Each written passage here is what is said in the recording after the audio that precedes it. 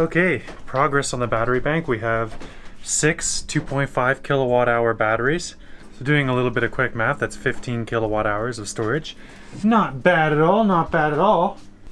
And with just my 4 panels, it's taking quite a little while. Yesterday we got like 5 or 6 kilowatt hours in, which is a lot more than I thought those 4 panels could do. And already today we pulled in 1.2 kilowatt hours. We're still only at 46.3 volts. So yeah, we'll see what kind of damage it takes to fill this thing up. I want to see what the maximum output of all 4 of these panels is this time of year, because we're getting close to the solstice.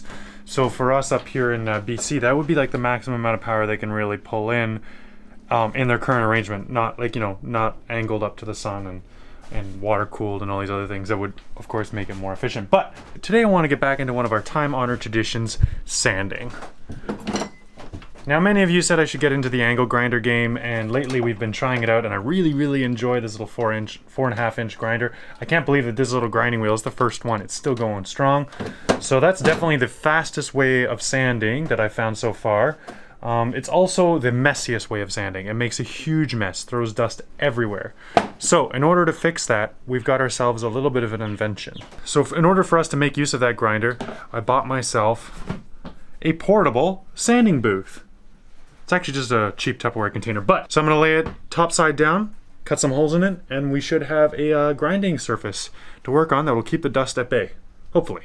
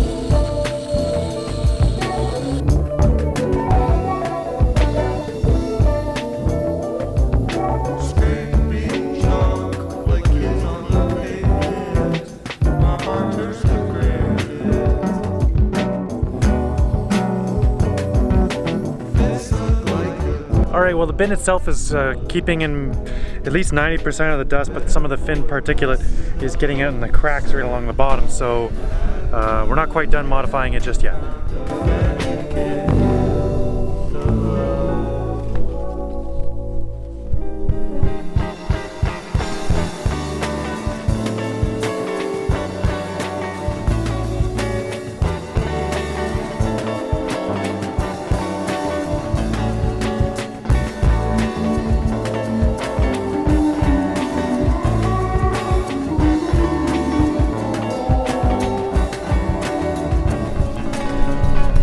Alright, fantastic. Now we can sand to our heart's delight and not have to worry about any dust. Awesome.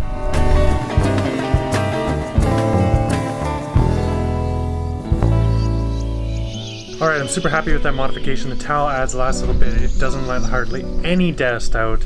I think I'm going to make some sleeves for the arms eventually, and then figure out some way of using it on the side of the boat when I'm grinding down the sides, but we'll get to that eventually. For now, it's working out great, just for that deck application. It can't get right into the corners, but yeah, really happy. But right now I'm a little overwhelmed. The weather's kind of rolling in, and I thought finally I'll get around to doing something I've been meaning to do for a while. This over here.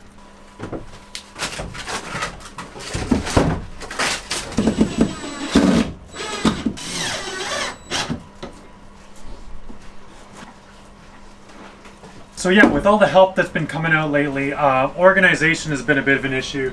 Tasks that I need to do are often jumbled up in there, and then, you know, for people coming here on the boat, it's even more distracting because they have no idea what they should be doing or what we could be doing together or what they can do on their own. So I thought I would illustrate it to you guys right here on the wall. It'll always be here and we'll scratch things off as we go, and hopefully we could fill it and finish it, the whole piece of wood, and then have another one, and we can do another one. So I guess I'll fill it.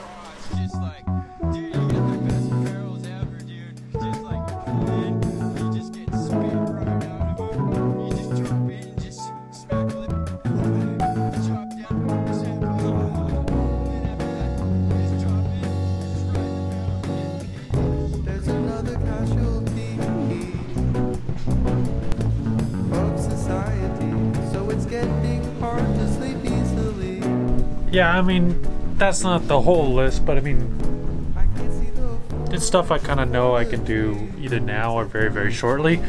So we'll be continuing to add stuff there and scratching it off. I don't know, hopefully it helps. All right, good morning. We've added a few more items to the list here, and I'm joined by Marius. Marius flew all the way from Norway. You did some other stuff too, but you came here, which is really cool. So we've been catching up a little bit, and he's a super interesting dude, not to mention a bit weird for coming all the way out here and living in the gong show that is this boat. But luckily, he's very excited about this project. He's doing a lot of work similar to this project, off-grid stuff, so we're jumping straight into it. We're gonna get some epoxying done, we're gonna get some fiberglassing done, we're gonna frame out some couple of little things, but yeah, no sense dawdling, we're gonna get right into it.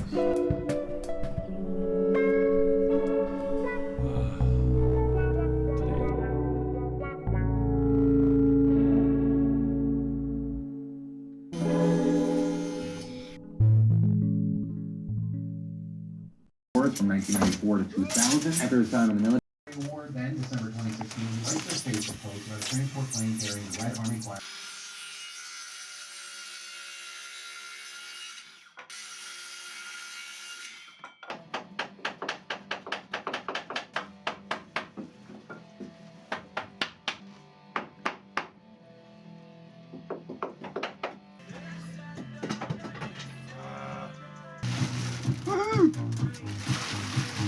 Oh yeah, we're doing a Dexter situation here. Yeah. For murder. I'm not gonna last long here. You're the unknown here though, not me. I've got a reputation. You're the serial killer came from the internet. Watch out. Who comes all the way from Norway just to murder a guy? Come on. Watch out.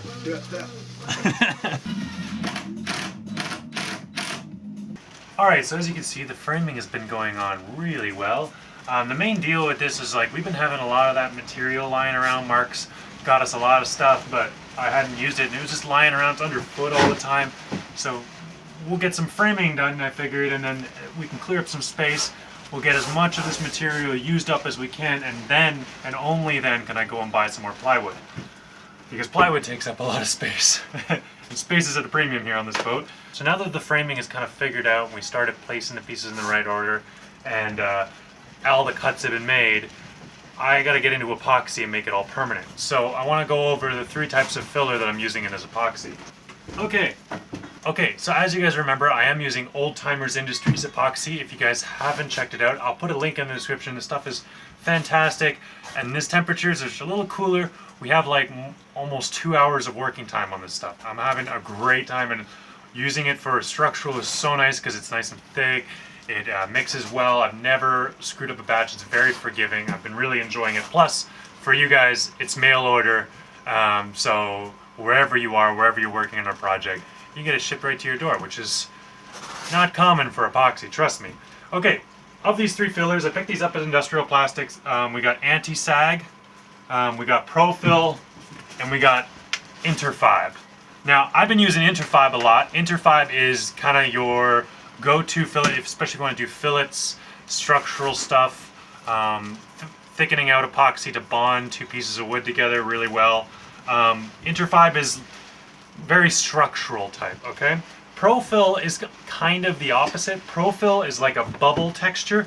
It's very fine, and it's really good for sanding. So this stuff I really use for anytime I'm going to do fairing mixes.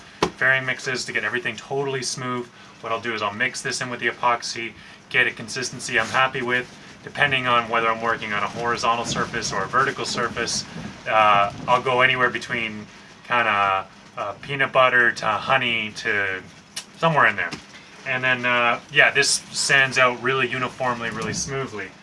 Last up, anti-sag. Anti-sag does what it says in the name. It doesn't sag. And a lot of people will use this as an additive to epoxies. When epoxies cure, sometimes they tend to suck in a little bit. And if you're doing cosmetic stuff, like for instance, when you're doing the fairing afterwards, or I'm doing fairing pre-epoxy, pre-fiberglass, I'll use anti-sag. I'll mix it in with maybe Interfibe if it's a big chunk, and if it's not a big chunk and it's just like some small stuff, I'll mix it in with Profil and I'll use a bit less of it. But this stuff is really handy to keep it exactly as you leave it on the spatula. So all that being said, today we're using Interfibe. Not really that interesting. Back to the same old stuff I've been using this whole time, but that's what they do. Wanted up is the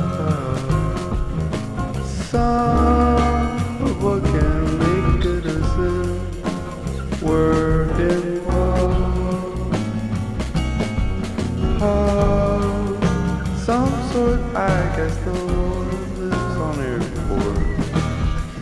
We can sit isolated to the museum. Deep set with cement hands. In the seat I've been lately with, we're involved. Stuck to us, I guess the world lives on airport. We can sit isolated. So, well, I've been busy epoxying up all this stuff over here. Marius has been down below turning it into a murder room. But we need to get that vapor barrier up so that we can start making it nice in there, because right now it's just like an open construction site. It's not very pleasant to sleep in, is it? No, it's just like a Dexter. Yeah. Dexter feel. Extra murdery. Yeah. So anyway, instead of me doing any of the work and making it nice for my guests, I just make my guests do the work. So that's great. Second up, we're gonna chop up some of these cedar planks. We got them from the hardware store, but they're really kind of rough. So we're gonna sand them down a little bit, and we're gonna route out the corners to make a nice smooth texture. And then we're putting those up down below, giving ourselves a little bit of surface area to lean back on and use as kind of a backrest to seated area. And just turn it more than just a murdery bedroom thing.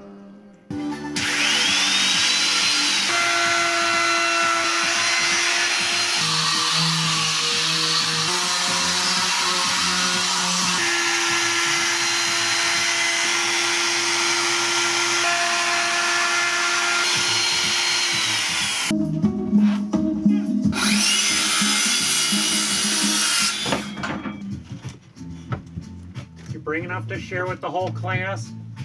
I don't want. Just teasing you. So yeah, we got a bit of the cedar in. This is one of the main sections where we're gonna have like a layback section area. So the idea is that you can lean up against this and it's nice headroom and read a book or work on your laptop or whatever.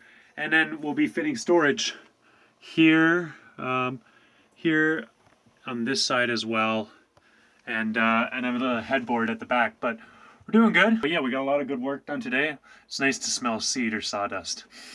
It's like perfume. We're gonna have a beer and dinner now because we've earned it.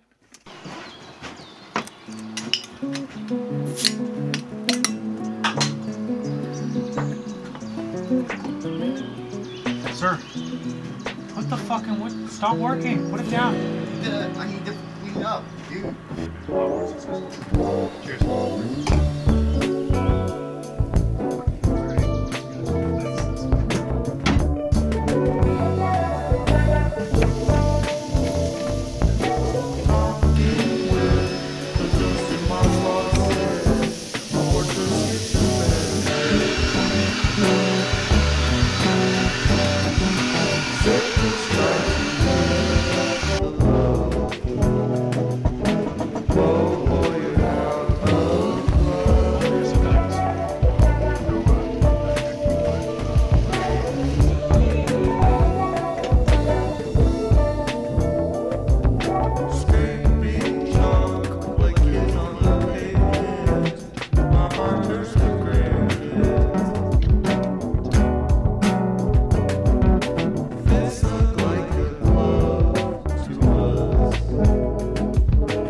better